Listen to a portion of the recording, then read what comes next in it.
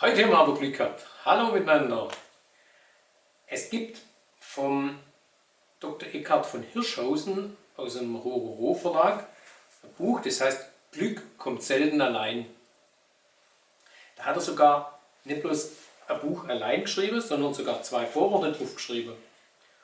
Und ein Vorwort ist für Optimisten und für Neugierige. Das andere Vorwort ist für Pessimisten und für Kritiker.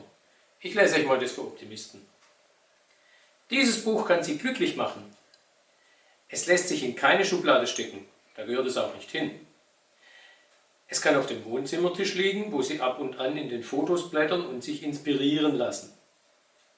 Es kann neben der Badewanne liegen, wo Sie sich gegenseitig die Witze und Glücksmomente vorlesen. Und es kann auf dem Schreibtisch liegen, denn dieses Buch ist auch ein Arbeitsbuch mit Übungen und Anregungen für den Alltag. Es ist halb und wird erst ganz, wenn Sie es vervollständigen, damit etwas anstellen und ruhig die Bastelbögen ausschneiden. Es ist ja keine Literatur. Auf mühselige Erklärungen wird verzichtet, denn was hilft einem die Philosophiegeschichte, wenn ich wissen möchte, wie ich im Alltag meinen Jammerlappen ausbringen kann? Das Leben ist viel zu wichtig, um es zu ernst zu nehmen.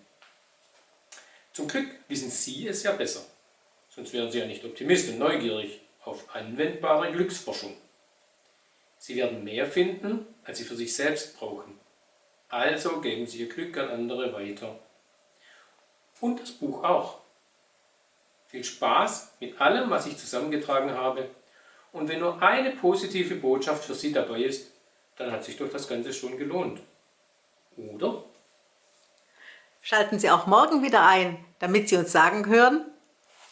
Da haben wir aber mal wieder Schwein gehabt.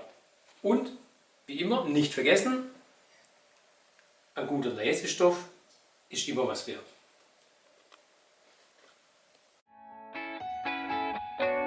Hey Leute, hat's euch gefallen? Dann guckt doch öfter mal in meinen Kanal rein. Oder auf meine Homepage, da hat's ein ganz nettes Programm. Bei uns ist nämlich etwas geboten.